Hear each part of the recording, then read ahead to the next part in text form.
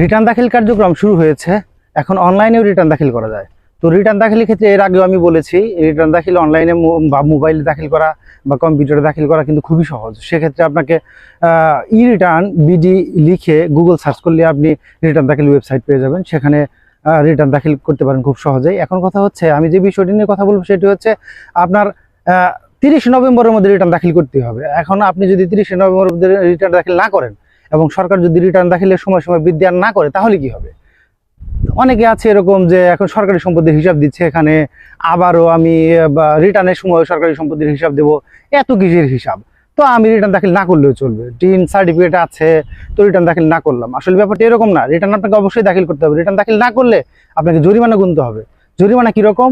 যে পরিমাণ রিটার্ন আসবে তার 10% হারে জরিমানা গণনা করা হবে। আর 10% হারে গণনা করলে আপনার কিন্তু অনেক টাকা রিটার্নের উপরে যে পরিমাণ রিটার্ন দেওয়ার কথা বা আয়কর দেওয়ার কথা, তার উপর সুদ কিন্তু অনেক বেশি আসবে। এক্ষেত্রে ন্যূনতম কেউ যদি জিরো রিটার্ন দাখিল না করে, তারও কিন্তু 1000 টাকা জরিমানা দিতে হবে। এরপরে যে ব্যাপারটি, সেটি হচ্ছে আসল ব্যাপার। সেটি হচ্ছে কিভাবে প্রতি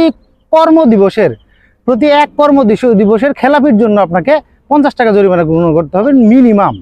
আর অন্যদিকে যাদের করের হার অনেক বেশি, তাদের কিন্তু আপনার 10% হারে এই যে সুদ বা এই যে বকেয়া পড়ার কারণে, রিটার্ন বকেয়া পড়ার কারণে যে জরিমানা, সেটি কিন্তু দিতে হবে। তো আপনি প্রতিদিন যদি 50 টাকা হারে বাড়ে 1000 টাকার সাথে যোগ হয়, তাহলে কিন্তু অনেক টাকা চলে আসবে। তো কর কর্তৃপক্ষ যদি আপনাকে ধরে যে আপনি জিরো রিটার্ন কেন দাখিল করেন নাই, এবং ধরলে কিন্তু কিছু না কিছু বের করে নিয়ে আসবে। তাই অবশ্যই সময় মতো রিটার্ন দাখিল করুন, এবং দেশের একজন নাগরিক হিসেবে যথাসময়ে রিটার্ন দাখিল করা আপনার দায়িত্ব। আপনার কর আসুক বা না আসুক, আপনাকে অবশ্যই রিটার্ন দাখিল করতে হবে। আর যারা করের আওতায় পড়েন, তারা অবশ্যই সঠিকভাবে রিটার্ন দাখিল করবেন। এবার কিন্তু বিগত সরকারের মতো নয় যে আপনি কোনোভাবে বের হয়ে আসবেন। এবার কর কর্তৃপক্ষও অনেক বেশি সচেতন। আপনারা সম্প্রতি দেখেছেন, গতকাল কিন্তু যে এনবিআর চেয়ারম্যান, উনি কিন্তু কল সেন্টার চালু করেছে। কল সেন্টারের যে নম্বর দেওয়া আছে, এই কল সেন্টারের নম্বরে কল করে আপনি কিন্তু হেল্প নিতে পারেন। আপনার কলিগকে না জিজ্ঞেস করে আপনি এই নম্বরে, টোল ফ্রি নম্বর, যেখানে কল দিলে আপনার কোনো টাকাও কাটবে না, সেখানে কল দিয়ে আপনি কিন্তু হেল্প চাইতে পারেন। এবং অনেকগুলো লোক বসে আছে আপনাকে হেল্প করার জন্য। আপনার রিটার্ন দাখিল আপনি নিজে করতে পারেন। আর নিজে না পারলে কারো সহায়তা নিয়ে রিটার্ন দাখিল করুন।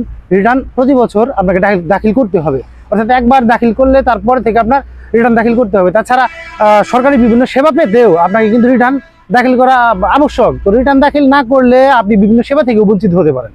তো রিটার্ন দাখিলের ব্যাপারে সম্প্রতি কিন্তু এনবিআর আরও বেশি সচেতন হবে এবং কঠোর হবে। তাই আপনার রিটার্ন যথাসময়ে দাখিল করুন। ধন্যবাদ।